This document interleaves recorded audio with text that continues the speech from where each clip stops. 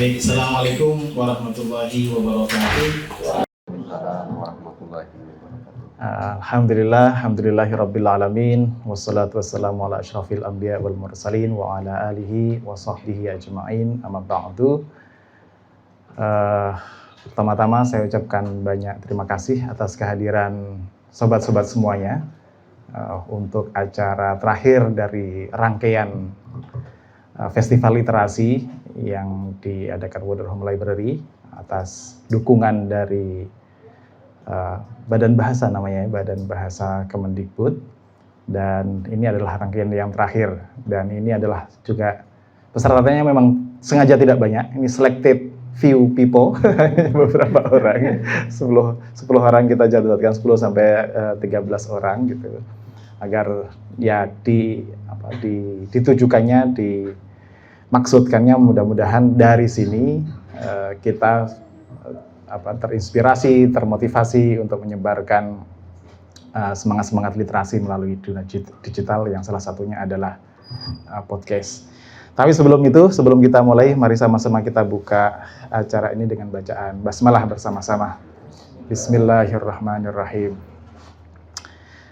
Baik, untuk acara hari ini, welcome, marhaban, selamat datang semuanya, Pak Sidik.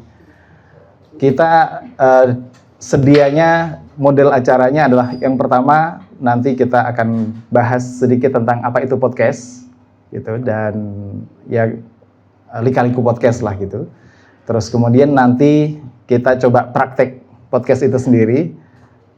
Siapa yang jadi host, siapa yang jadi narasumber, nanti silahkan didiskusikan topiknya apa. Terus kemudian nanti habis asar, break sebentar asar, terus kemudian nanti ada sesi berbagi dengan podcast dengan Mas Putut EA yang dari Mojok.co. Alhamdulillah sudah hadir beliaunya, tapi sedang cedera jadi dipijit tadi masih tadi malam El Clasico keasikan gayanya jadi cedera. Oke, baik, dan ini juga ada Mas Ahmad Sahide. Ini adalah korban pertama yang saya podcast dengan satu kamera.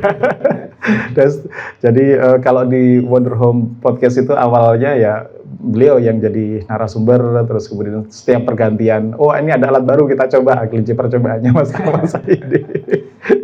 Untuk ngobrol tentang apa saja gitu. Yang pertama dulu tentang Arab Spring kalau nggak salah. Nah, itulah kegiatan kita hari ini, dan untuk pertama, saya ingin berbagi sedikit apa yang pernah saya peroleh. Saya pernah mengikuti training online waktu masa-masa COVID itu trainernya adalah temannya Deddy Corbuzier itu, namanya Eric Van siapa gitu, yang memberikan training online tentang tentang podcast gitu. Termasuk di dalamnya adalah studio tournya Deddy Corbuzier. Oh ini alat-alat yang diperlukan gitu. Jadi orang yang nggak punya background digital sama sekali itu, paling tidak itu tuh dapurnya kayak gitu tuh. Gitu. Jadi terinspirasi untuk memperbaiki entah peralatan, entah macam-macamnya gitu. Nah, ya istilah podcast memang sesuatu yang baru. Itu tahun 2005-an gitu, orang mulai berbincang tentang apa itu podcast. Nah, pertama kali saya ngomong, kita mau bikin podcast, orang juga pada, itu bagus, makhluk apa itu podcast itu, gitu bagus dulu ya. Makhluk apa itu podcast, nggak ada yang tahu, tapi paling tidak punya referensi, Deddy Corbuzier, ini gitu. Jadi, tapi di jurnal sudah mulai ditulis tahun 2005-an, terus kemudian tahun 2000 berapa tuh, tahun 2005-an itu juga Apple, Steve Jobs punya produk namanya iPod, nggak tahu masih ada yang ingat iPod nggak, untuk nyetel musik itu saja, untuk audio itu. Terus kemudian di situ juga ada program-program broadcasting di iPod, kemudian jadi podcast, ada yang bilang begitu istilah-istilah podcastnya. Tapi secara umum ini adalah media yang direcord secara audio, awalnya kan memang audio, kemudian disebarluaskan melalui berbagai macam platform, entah Spotify, entah Apple, entah macam-macam gitu. Intinya adalah kegiatan merekam obrolan, perbincangan dengan apapun alatnya, terus kemudian disebarkan ke platform yang kemudian bisa didengarkan. Kalau yang profesional ya bisa dimonetisasi dari situ, kalau tidak ya sebagai hobi saja gitu juga nggak masalah gitu. Nah, di Indonesia sudah macam banyak berkembang, tentu saja masing-masing punya favoritnya masing-masing gitu. Podcast ini yang paling besar platformnya adalah Close the Door-nya Deddy Corbuzier, ada Mary Riana, atau kalau bola itu ada siapa itu namanya, Mamat itu juga punya podcast bola. Ini Mas Podcast Mojok juga punya podcast dengan Mas Pututnya itu. Terus kemudian Endgame-nya Pak Gita, Helmi Yahya bicara, atau kasih solusinya Derry gitu yang mantan personalnya Viera. Nah, juga Wonder Home ikut-ikutan dalam gerbong itulah paling tidak gitu. Nah, harapannya atau pengandaiannya kan rata-rata TBM, rata-rata komunitas literasi itu kan ya basisnya perpustakaan, buku gitu. Kalau juga bisa merambah dunia ini, meramaikan, kan banyak sekarang medium belajar anak Gen Z, anak Alpha ini kan banyak digital gitu. Kalau bisa ditularkan juga hal-hal yang offline itu ke dunia digital melalui podcast kah, melalui diskusi apakah gitu, itu juga mungkin akan membuka audiens yang lebih banyak gitu. Nah sekarang gini, nanti kita nggak tahu diskusi 2 orang atau 2-3 orang gitu untuk tugasnya adalah membuat nama podcastnya masing-masing. Gitu. Nanti pikirkan buat nama podcast, gitu ya. Nama podcastnya apa? Nama yang mudah diingat. Saya dulu nggak tahu mudah diingat atau tidak. Wonder Home itu orang susah mengucapkannya Wonder Home itu. Ada bilang wonderful, apa tuh Wonder Home? Agak susah. Tapi ya karena sudah jadi nama ya akhirnya dipakai saja sebagai Wonder Home Library, perpustakaan. Apalagi orang ngomong library itu kan agak kepleset-pleset itu Kak, Library kalau Mas ini. Tapi ya kemudian Wonder Home podcast. Deskriptif, artinya penamaan mesti ada namanya tertentu ya kayak tadi. Gita Wirjawan menamakan podcastnya Endgame. Terus siapa lagi?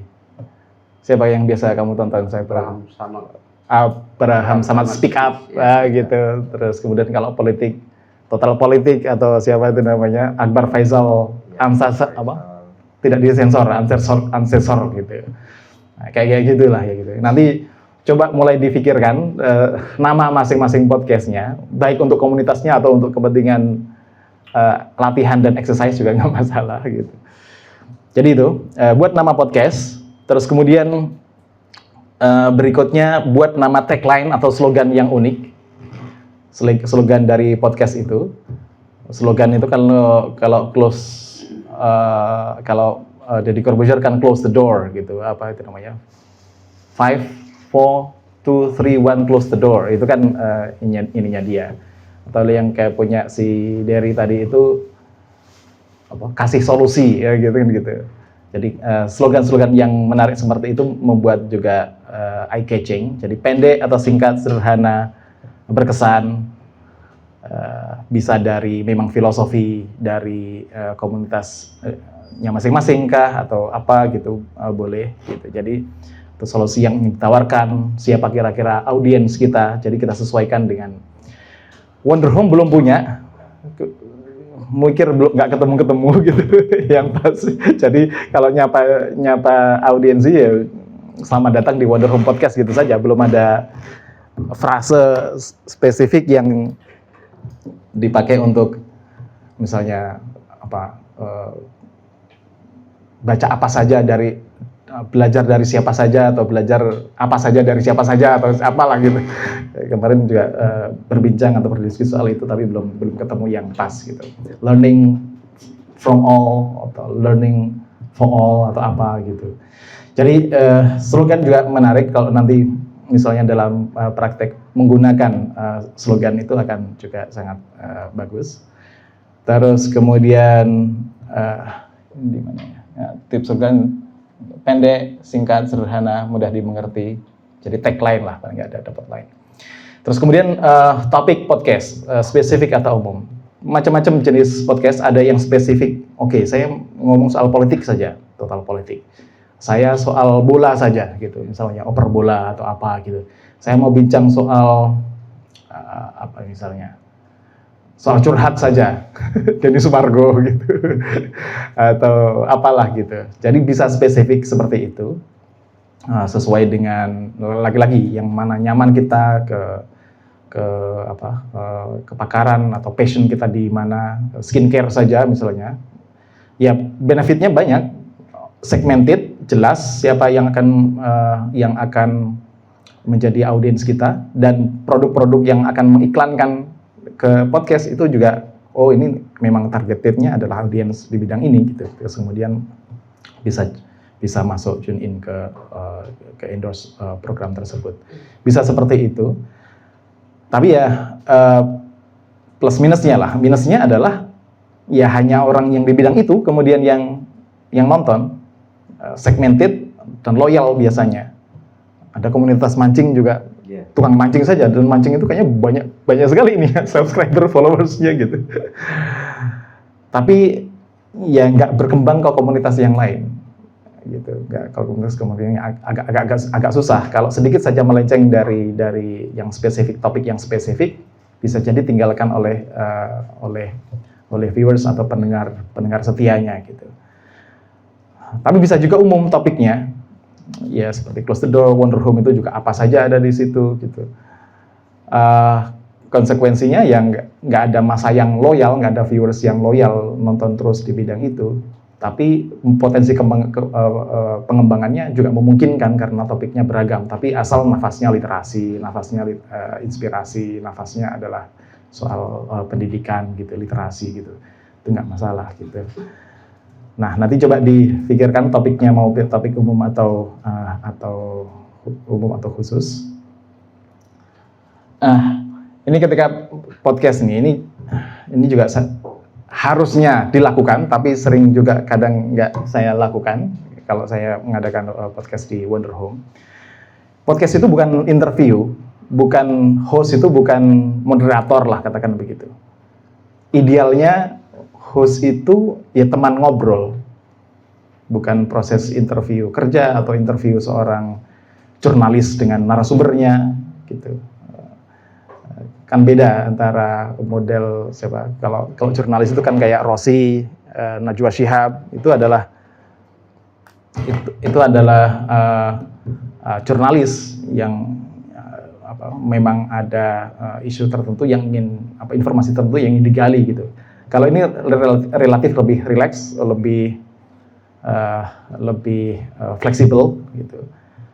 Durasinya juga bisa agak panjang. Yang pertama yang perlu dan ini PR bagi podcaster terutama, building rapport. Building rapport itu mengenal siapa pembicaranya, siapa yang diajak ngobrolnya. Entah biografinya, entah kesukaannya, entah macam-macamnya, itu dipersiapkan. Itu PR-nya lah istilahnya. Itu homework seorang podcaster, itu tahu dari entah hobi, entah karya yang dia punya, kesukaannya dia apa, atau hal menarik yang ingin digali apa gitu. Siapapun narasumbernya mesti building rapport itu, membangun kedekatan, istilahnya itu, menyesuaikan frekuensinya lah gitu, menyesuaikan frekuensinya. Tapi tidak hanya itu, setelah kita ngobrol dulu sebelum masuk ke perbincangan di podcast, hal-hal yang kadang remeh-temeh itu kadang berguna juga. Untuk apa?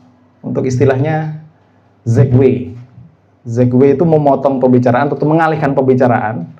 Ketika pembicaraan sudah mulai obrolan sudah mulai sampai ujung di mana garing gitu ya, nggak enak gitu untuk dilanjutkan. Bisa diselimur ngomongin apa dulu gitu. Misalnya Pak Sidik kok punya hobi melihara tanaman apa gitu, nggak hanya soal buku aja gitu. Bisa dialihkan ke sana, terus kemudian nanti bisa balik ke topik utamanya gitu. Nah itu namanya segue. Ini keahlian juga diperlukan, dapat membuat percakapanmu selama mungkin, semenarik mungkin, harus melakukan bisa namanya segue ini. Ini transisi yang mulus dari topik pembicaraan yang bisa saja jadi monoton gitu, hanya itu saja. Tapi kalau ada fakta-fakta trivial, fakta-fakta yang tampak nggak penting tapi bermanfaat untuk perbincangan, bisa juga dipakai untuk dipakai dalam perbincangan gitu. Jadi itu Segway terjadi mengubah topik pembicaraan dengan sangat lancar, sehingga orang mungkin pendengar malah nggak tahu kalau ini agak menyeleweng, agak menyimpang dari topik utama pembicaraan. Tapi seorang pembicara yang baik pasti tahu bagaimana cara untuk dapat berpindah dari satu topik ke topik lainnya. Ini memang by practice ya, harus banyak latihan. Kalau nggak latihan ya kayak saya masih kadang, oke, segmen ini adalah pembukaan, pengenalan pembicara siapa Mas Ahmad Sahidi, latar belakangnya, baru kemudian ngomongin bukunya, setelah bukunya penutup, paling pesan-pesannya apa, yang penting ada kayak nulis artikel aja, ada pendahuluan, diskusi, sama conclusion, gitu saja secara umum. Tapi kalau sudah mulai ngalir, enak gitu, oh kerangka besarnya sudah ada di kepala nih, nanti mau belok kemana saja, saya akan kembali ke topik awal tadi itu. Nah, itu namanya Segway. Nah, ini kadang agak utamanya gini, podcaster itu ya, meskipun tadi dibilang bukan interviewer, dia lebih banyak mendengar daripada berbicara. Sepatutnya begitu, karena kita ngundang narasumber itu kan memang untuk berbicara, bukan kitanya yang banyak bicara. Tapi agar tidak terkesan menjadi interviewer, pewawancara saja gitu, ya kadang ngobrol ngikutin alur yang diomongin oleh pembicaranya itu lebih baik, bukan hanya diem saja tapi juga bisa ngikutin alur. Oh, kalau ada fakta menarik dipotong kemudian diikuti gitu. Nah, itu kira-kira mendengar versus berbicara. Tapi ada juga yang bilang, "Loh, saya kan bukan interview." Misalnya gini, Helmi Yahya bilang, "Saya bukan interviewer, saya bukan jurnalis. Saya juga punya paling nggak sedikit kepakaran lah dalam obrolan itu, nggak apa-apa juga saya ngomong gitu." Nah, kadang orang seperti misalnya Helmi Yahya, atau kalau sekarang itu ada namanya Bagus Mulyadi, itu juga banyak, oh saya juga punya perspektif dalam bidang tertentu. Kemudian diadu dengan narasumbernya, itu juga oke. Tapi pesan utamanya adalah menjadi good listener dan bisa merespon atau memfollow up apa topik yang dibawakan oleh narasumber itu. Tapi kemudian apakah motong pembicara itu nggak boleh? Ya boleh. Kapan bisa bicara, bisa motong pembicaraan ini?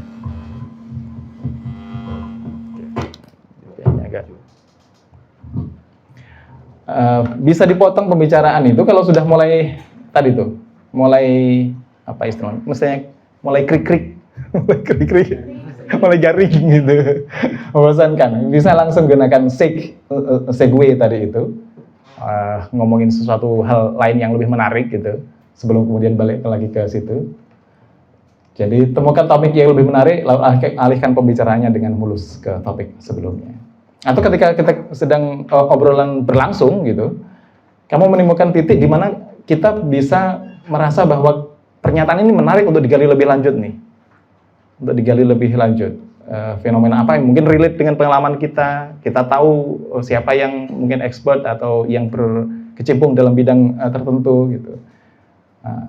Memotongnya dengan melemparkan pernyataan yang terkait dengan narasumber itu juga digali lagi akan keluar apa itu namanya, mutiara dari narasumber itu kalau digali lebih lanjut. Jadi bisa dalam konteks ketika perbincangan sudah mulai tadi garing gitu, segue ke topik lain yang lebih menarik, masuk lagi, atau ada informasi yang penting kita dalami dari situ. Nah ini yang juga penting, yang saya belum tahu caranya gimana menemukan karakter gitu. Bisa karakter itu karakter asli, boleh gitu. Jadi karakter mengembangkan karakter kalau memang dasarnya stand up comedian, ya dia lucu, ya sudah bawainnya secara lucu aja gitu. Tapi ada juga yang memang tuh pasang karakter dia aslinya nggak begitu, tapi jadi begitu. Seperti siapa itu namanya? Yang karakternya marah-marah terus gitu kan ada tuh. Salah satu stand up comedian gitu. Regen marah-marah, memang karakternya personanya seperti itu yang ditampilkan, nggak harus. Atau ini tadi yang dicontohkan di sini kan, ini ramah, nggak sombong, tapi ditampilkan viewersnya suka yang sombong-sombong ini, arogan atau marah-marah, menjadi pengkritik pemerintah terus gitu misalnya. Itu adalah karakter yang bisa dikembangkan sebagai persona lain di dunia digital, tapi bisa juga apa adanya gitu. So itu hal yang mungkin juga patut dipertimbangkan untuk membuat karakter di sosial media. Nah, soal sebenarnya yang lebih menarik itu tamunya atau topiknya. Kalau misalnya yang diundang ke sini adalah, atau yang kita undang itu adalah orang yang public figure, tentu akan banyak viewersnya, apapun obrolannya, karena sudah sangat menarik. Tapi itu belum jadi sebuah prestasi dari si podcasternya, dari hostnya. Kalau apa itu namanya,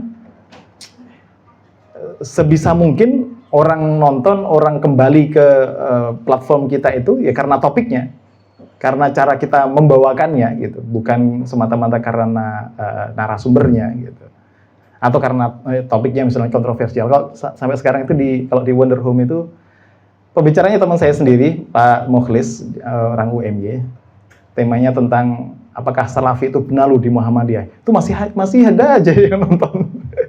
Karena kayaknya topiknya menarik dan banyak baik orang Salafi maupun orang Muhammadiyah itu debat aja sendiri di situ.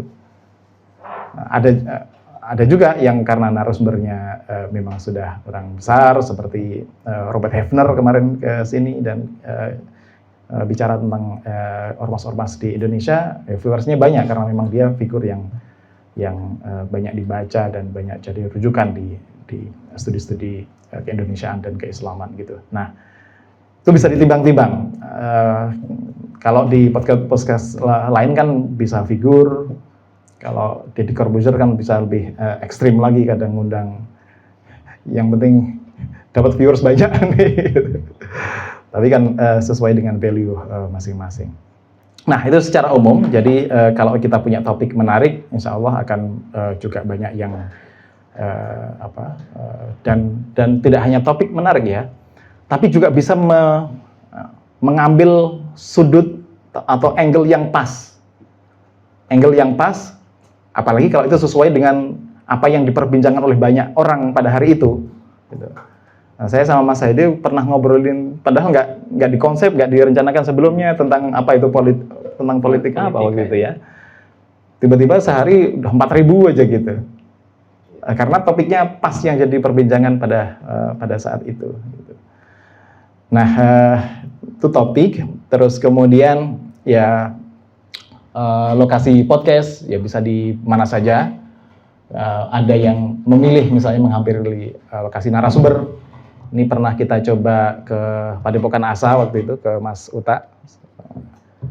Tapi ya karena masih ala kadarnya alat-alatnya, jadi personelnya juga masih amatir ya asal jadi saja gitu.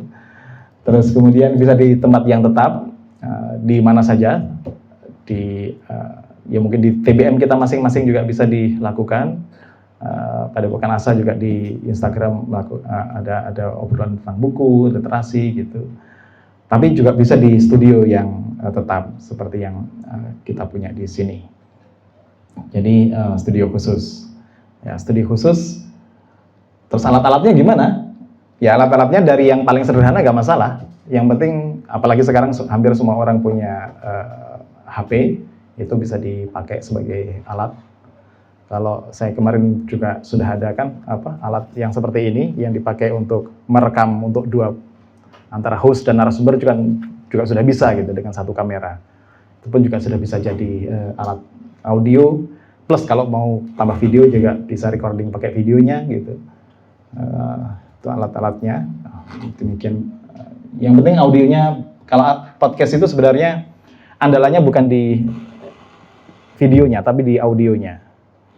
Makanya kita dulu nyari betul itu gimana aja agar awalnya kayak gini nih, kita salon besar kita rekam gitu saja ini suaranya. Tapi kayaknya nggak gini deh cara ngerekamnya. Kayaknya harus pakainya bisa langsung di dalam komputer. Tapi gimana caranya? Cari-cari gitu.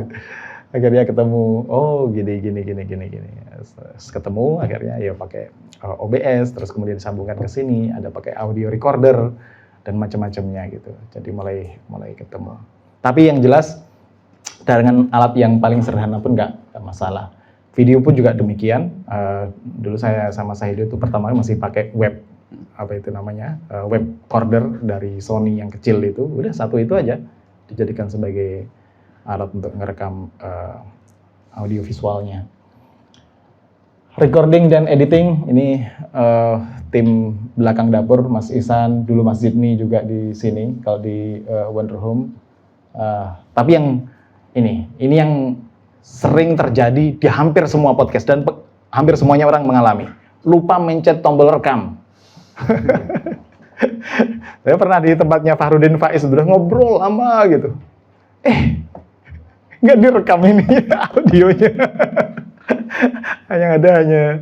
hanya visualnya dan kan nggak ada bunyi apa-apa gitu. Dan terjadi beberapa kali dulu sama Bu Dina juga gitu, Bu Dina dari UMY itu.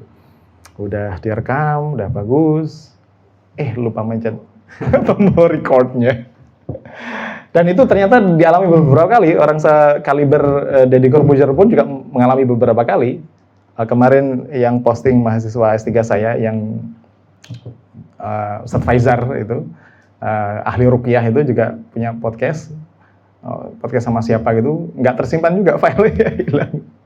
Nah, ini mesti selalu diulang kembali. Pastikan sebelum podcast berlangsung itu pencet record.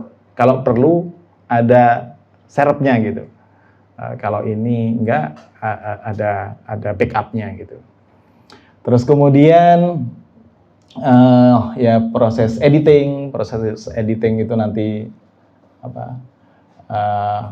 biasanya Mas Ihsan itu taruh kalimat-kalimat yang bisa quotable gitu, ditaruh di depan.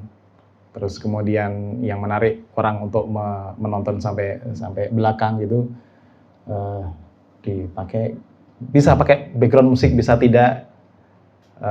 Ada yang prefer tidak pakai karena mengurangi perhatian orang terhadap substansi yang diobrolkan sehingga bisa mengaburkan substansi. Tapi ada juga yang pakai, misalnya kalau podcastnya adalah tentang dunia gaib gitu misalnya, itu kan menarik kalau pakai iringan audio gitu.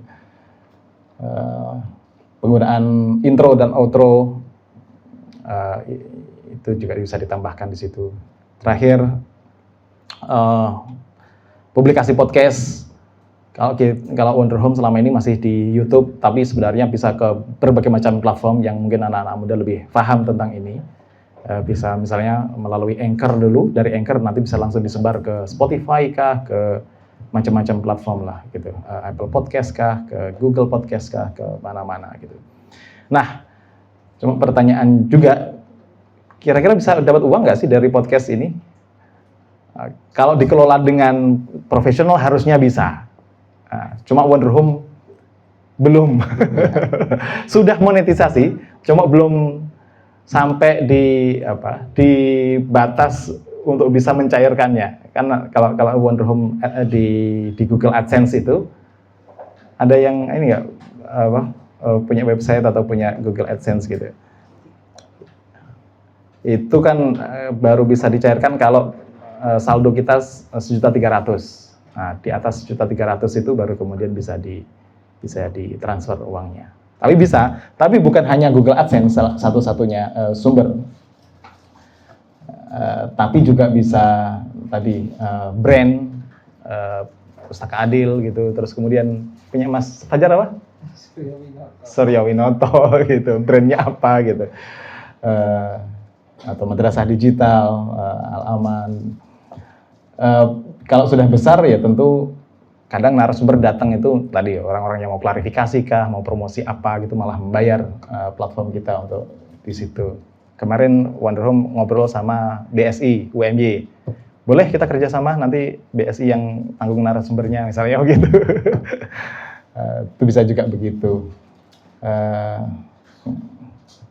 Bisa juga kalau punya souvenir dan macam-macam gitu juga bisa kalau Helmi Yahya itu kan banyak jualannya di podcastnya itu, kaos kah, buku kah, apa gitu, banyak sekali bisa juga dapat dari situ. Nah itu secara umum ya, ini production bisa pakai teasernya, openingnya yang bisa dipakai sebagai promosi ke berbagai platform untuk mempromosikan podcast kita, dan closing juga gitu. Oke, secara umum gitu, dan hari ini, tapi sebelum itu nanti kalau ada tanya jawab kita diskusikan bersama. Tapi sebelum kita praktek podcast, mungkin Mas Sahidi share sedikit lah tentang pengalaman dipaksa podcast di Wonder Home, atau pengamatan Mas Sahidi dari podcast-podcast yang biasa Mas Sahidi tonton itu, apa yang menarik dan mungkin bisa dipelajari gitu. Baik ya. Baik, bismillahirrahmanirrahim. Assalamualaikum warahmatullahi wabarakatuh. Terima kasih kepada Mas Siva untuk dari yang kembali mengundang. Jadi tadi sudah disampaikan bahwa saya ya korban pertama lah untuk awal podcast. Kemudian saya nanya waktu itu ke Mas Siva, itu gimana formatnya, saya nanya begitu.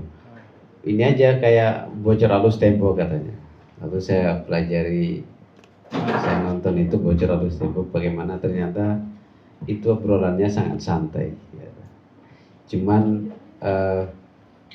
dari situ saya melihat ya santai, tetapi dia berangkat dari riset dulu.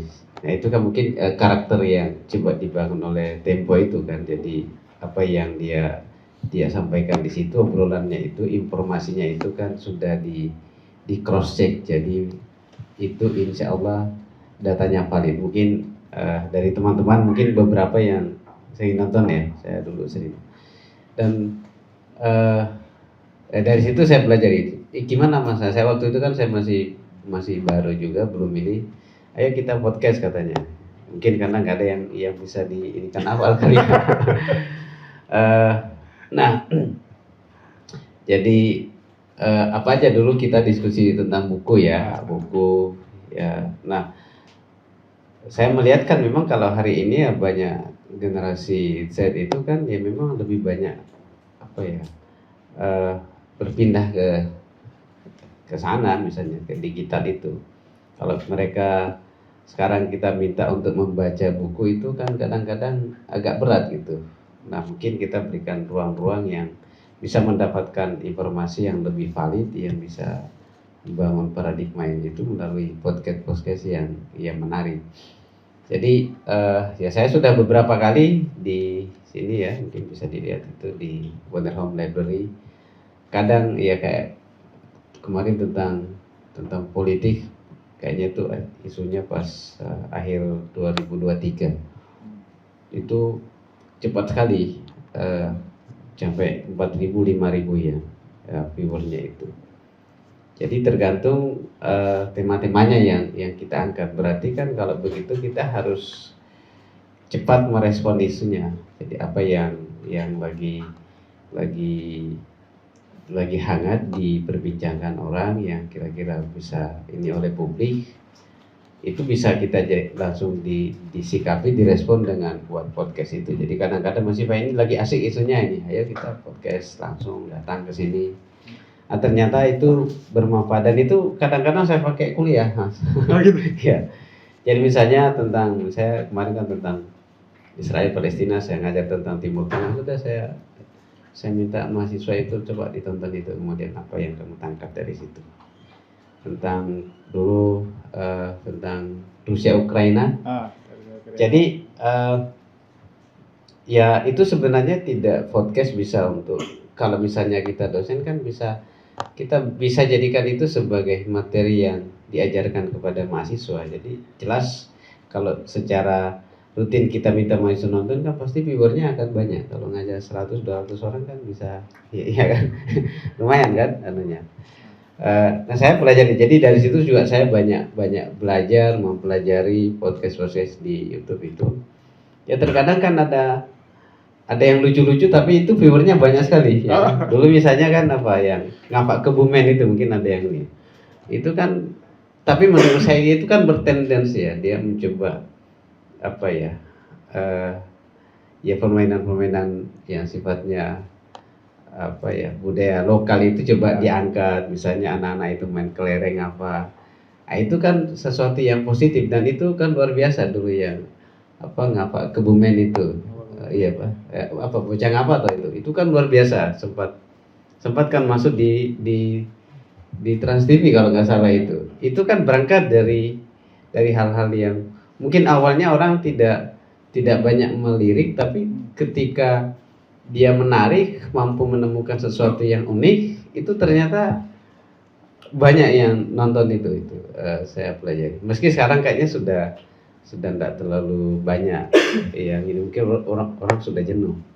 Tapi selalu ada begitu. Nah pasti dia dengan dari situ ya pasti dia sudah, kalau tadi pertanyaannya Mas Ipa bisa dapat uang ya pasti dia sudah dapat uang banyak dari situ. Kemudian dia kan bisa mengangkat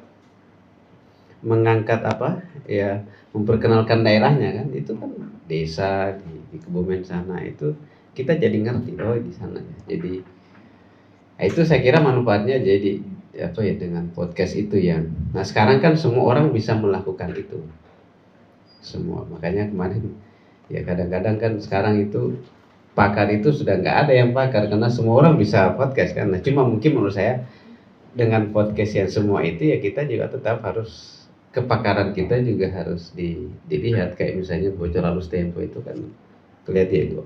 Saya kemarin yang Bocor Halus Tempo itu yang tentang apa ya kasus publikasi itu ya, kode etik publikasi itu ya. Saya sampai nonton itu, sampai istilah-istilah dalam dunia akademik itu Trindescopus, discontini itu jurnalisnya ngerti, berarti kan dia pelajari ya. Padahal menurut saya itu kan kalau orang yang bukan dosen itu nggak paham itu, ya nggak pasti Pak ya. Ya, berarti kan dia pelajari betul itu. Jurnal itu Trindescopus, tidak Trindescopus, discontinued itu istilah-istilah itu meski ada beberapa hal yang menurut saya ya mungkin tidak terlalu spesifik tapi dia paham. Berarti kan dia berangkat dari apa? Dia pelajari betul dulu baru dia buat podcast itu. Jadi ya mungkin kalau memang tematik itu ya kita bisa, kalau saya berangkat dari pengalaman di sini kemudian dari dia mengamati itu, ternyata banyak orang-orang sekarang itu ya bisa melakukan itu, dan kalau viewernya banyak ya pasti dia sudah dapat income dari sana. Ya kayak apa ngapa Kebumen itu kan dulu booming sekali ya.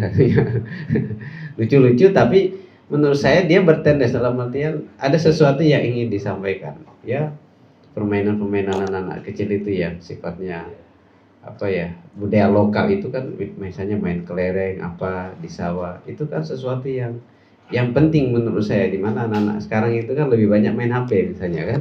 Nah, dia enggak, jadi anak itu main kelereng, main apa. Nah, itu kan hal-hal sederhana yang coba dia angkat dan ternyata viewernya banyak.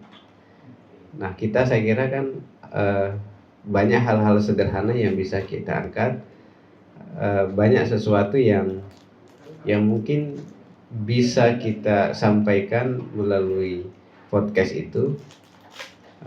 Ya saya juga kan sebagai penggiat dari komunitas belajar menulis yang mendorong anak-anak muda untuk menulis, untuk menyampaikan gagasan-gagasannya, pandangan-pandangannya lewat tulisan, lewat esai, lewat apa.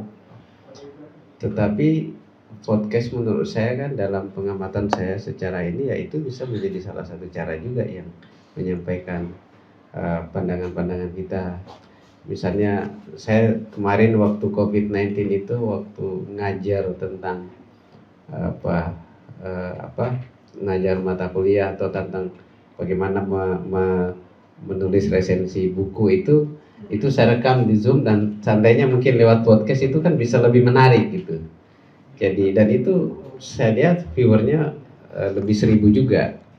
Jadi pengalaman saya dengan yang dipaksa Mas Ipa itu saya jadi banyak belajar juga, dan jadi banyak tokoh-tokoh saat ini kan main di sana. Rata-rata tokoh-tokoh sekarang, pengamat-pengamat politik itu, selain kalau dulu pengamat politik kan biasanya nulis di media nasional kan, kayak Kompas, Tempo, kayak dulu Saifullah Fatah kan dulu. Sekarang dia kan punya itu juga kan, Saifullah Fatah itu podcast. Kemudian Sena Arifin Muhtar di UGM kan dulu aktif di ini. Ternyata kan sekarang dia punya juga ya. Udah punya juga. Artinya rata-rata orang main di sana gitu. Dan saya kira semua kan bisa main di sana, tidak dan viewernya banyak atau tidak itu kadang-kadang tidak melihat tokohnya ya. Oke, kadang-kadang tokoh berpengaruh, kadang gitu. Tapi kayak misalnya Ngapak Kebumen itu kan nggak ada tokoh terkenal, tapi kok bisa banyak viewernya itu kan. Jadi, nah saya kira saat ini ya kita bisa banyak latihan kreativitas itu untuk main di sana.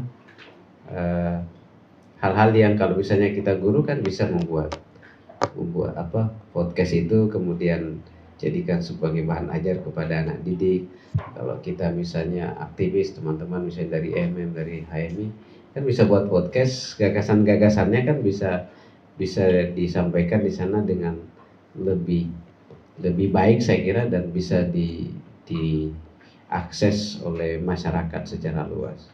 Sama kayak Mas Iba, isu Israel Palestina kan sering sekali ya Mas Iba ya. Dari Israel Palestina kemarin waktu ada dosen tamu dari mana itu? Dari Kanada, kemudian kita podcast di sini. Ya, Mas Iban ngundang saya lagi untuk ini. Jadi saya itu selalu jadi korban aja sebenarnya, bukan karena pakar sebenarnya. Ya Mas Iban ya. Tapi dari sana kan saya banyak tahu. Oh iya, ternyata, dan dari situ saya banyak pelajari. Ya misalnya karena tadi kita baru ngomong tentang bola, kan ada yang punya podcast tentang bola itu. Kalau saya mohon maaf, kalau saya lihat orangnya itu kalau cara ngomongnya enggak, ya secara akademik mungkin enggak terlalu, tapi karena dia isunya tentang bola, itu viewernya banyak sekali gitu. Ya kan, dia analisis. Jadi setelah selesai pertandingan itu dia analisis itu loh, taktiknya itu, dan itu viewernya banyak sekali. Apalagi kalau misalnya klub-klub yang banyak fansnya itu ya pasti ya nonton banyak gitu.